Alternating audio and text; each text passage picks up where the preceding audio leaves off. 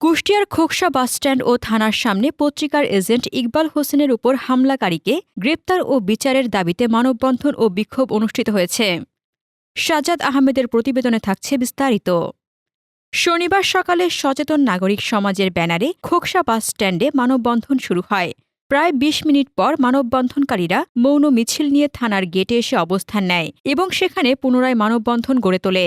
এ সময় বক্তৃতা দেন ইয়াকুব আলী, জুলফিকার হোসেন প্রমুখ।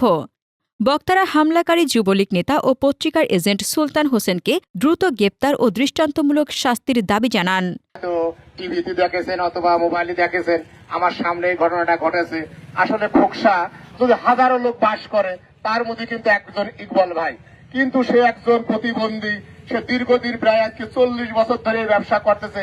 এমন কোন মানুষের বলার ক্ষমতা নাই যে ইকবাল আমার উপরে বড় কথা কয়েছে, ইকবাল এ করেছে।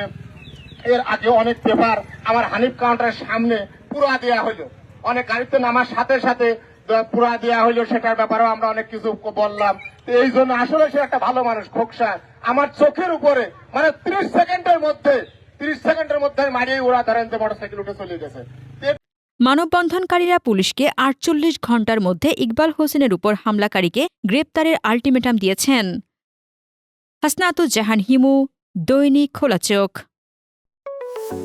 আপনার স্বপ্নের যাত্রা হোক ফ্লাই ইনফিনিটির সাথে।